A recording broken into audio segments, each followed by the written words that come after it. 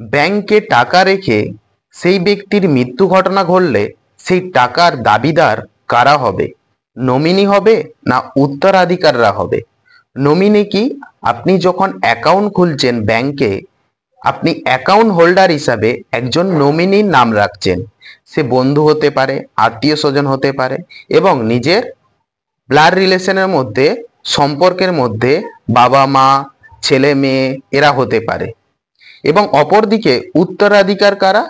আপনার রক্তের সম্পর্ক, ব্লাড রিলেশন আছে, ছেলে মেয়ে, বাবা মা, একজন স্ত্রী, সেই ক্ষেত্রে এরা হচ্ছে উত্তরাধিকারের মধ্যে পড়ছে। এবং সেই অ্যাকাউন্ট হোল্ডারের যে অ্যাকাউন্টটা খুলেছে, একজন ব্যক্তির মৃত্যু ঘটনা ঘটেছে, সেই টাকার দাবিদার কিন্তু নমিনি টাকাটা রিসিভ করবে, শুধুমাত্র টাকাটা তুলবে। এবং তুলে কি করবে? যারা উত্তরাধিকার আছে, মানে রক্তের সম্পর্ক যারা আছে, বাবা মা আছে, স্ত্রী আছে, তাদেরকে টাকাটা ভাগ করে দিবে, তাদের টাকাটা তাদেরকে দিয়ে দিবে।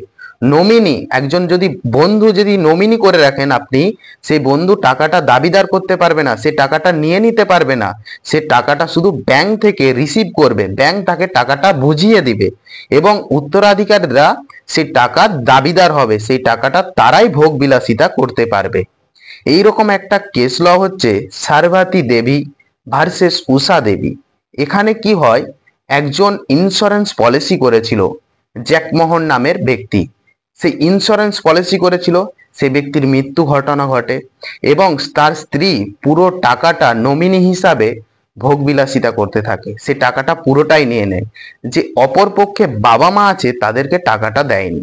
এবার কি হয়, কেস হয়, কোর্টেতে কেস হয়, কেস কিন্তু লোয়ার কোর্ট সেই স্ত্রীর পক্ষেই রায় দেয়। পরবর্তীকালে সুপ্রিম কোর্টে যখন মামলাটা যায়, সুপ্রিম কোর্ট, মহামান্য আমাদের সুপ্রিম কোর্ট, সেই সুপ্রিম কোর্ট বলে যে স্ত্রী এবং একজন ছোট্ট মাইনর ছেলে ছিল সে দাবিদার এবং বাবা মা দাবিদার। তাহলে যারা উত্তরাধিকার থাকবে তারা কিন্তু দাবিদার হবে সেই টাকার। তাহলে নমিনি শুধুমাত্র টাকাটা রিসিভ করবে এবং উত্তরাধিকারদের মধ্যে সেই টাকাটা ডিভাইডেড করে দিবে, ভাগ করে দিবে। এই ছিল বিষয়বস্তু। Thank you for watching my video.